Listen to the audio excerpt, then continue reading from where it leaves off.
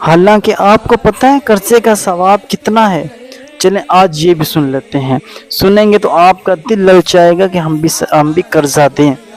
حضور علیہ الصلوۃ والسلام نے معراج کی رات جنت کے دروازے پہ لکھا ہوا دیکھا۔ کیا دیکھا؟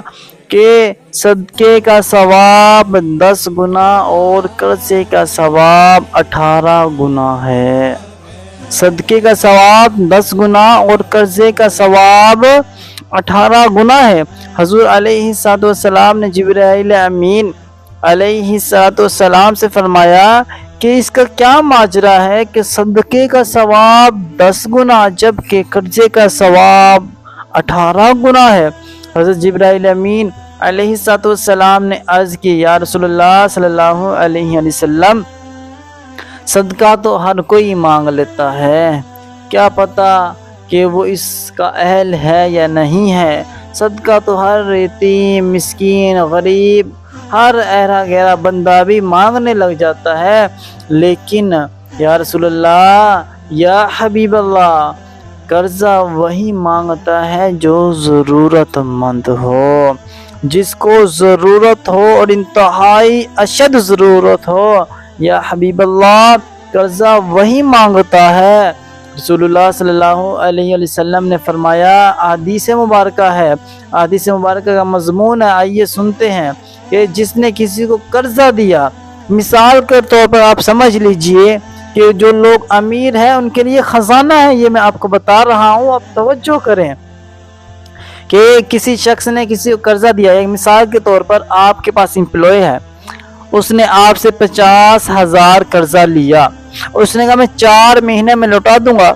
آپ کو پتا میرا امپلائی ہے، کہاں جائے گا؟ اگر بھاگے گا تو نہیں، اگر کہیں جائے گا بھی صحیح، میں اس کی سیلری سے کاٹ لوں گا، یہ تو میرے پاس ہی ہے۔ تو حدیث پاک کے مضمون کے مطابق کہ اس شخص نے 50,000 قرضہ دیا تو اس کو اس دن جب اس نے قرضہ دیا 50,000 صدقہ کرنے کا ثواب ملے گا۔ 50,000 صدقہ کرنے کا ثواب ملے گا، 50,000 روپے۔ اور اسی طرح یہ 4 مہینے کے لیے قرضہ دیا نا، 4 مہینے اس کو اس کا ثواب ملے گا۔ ہاں 4 مہینے 50,000 ایک دن کا، تو یہ مہینے کے ہو گئے 15 لاکھ، 4 مہینے کے 60 لاکھ دیا، صرف 50,000 قرضہ، اور اس کو ثواب کتنا مل رہا ہے 4 مہینوں کے لیے؟ 60 لاکھ روپے صدقہ کرنے کا ثواب۔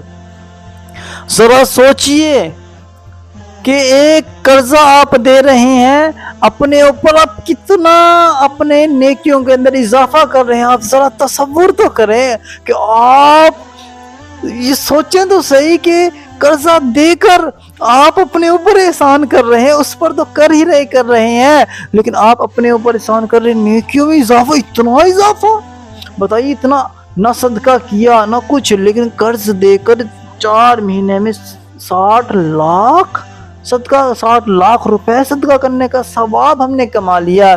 پھر ایک اور حدیث پاک ہے، اس کا مضمون سنیے کہ اگر وہ 4 مہینے بعد قرضہ نہیں لوٹا پاتا، اس کے بعد وہ آ جاتا ہے، عرض کرتا ہے کہ مجھ سے نہ مجھے مہلت دیجئے، ہو نہیں رہا، آپ مزید 1 مہینہ مہلت دیجئے۔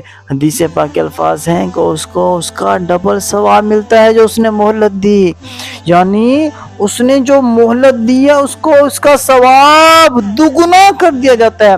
آج کل تو ایسا ہے، کوئی ٹائم سے پیسے نہ دے تو کیا کرتے ہیں ہم لوگ کہ وہ قرضہ ڈبل ہو جاتا ہے، مارتے ہیں، پیٹتے ہیں، بلکہ پیسہ بڑھا دیتے ہیں سود کی صورت کے اندر۔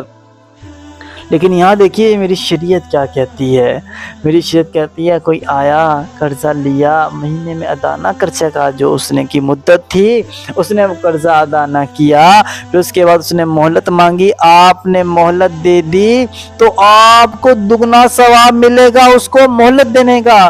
لوگ آج کل کیا کرتے ہیں، سود چڑھاتے جاتے ہیں۔ دیکھیے شریعت کو سنیے اور ثوابوں کے ساتھ جھوم جائیے۔ میری شریعت تو اتنی میٹھی ہے، اتنی پیاری ہے، اتنی اچھی شریعت اور اتنی آسان ہے نیکیوں کا ذریعہ ہی بنائی جا رہی ہے۔ اب اپنے آس پاس دیکھیں، آپ کو رب نے وسعت دی، آپ کسی کو قرضہ دے سکتے ہیں، آپ نہیں دے سکتے 50,000، آپ 1,000 500 2,000 کسی کو جتنی ضرورت ہے اس حساب سے آپ کریں۔ آپ نیکیوں کا انبار کیوں نہیں لگاتے اپنے لیے؟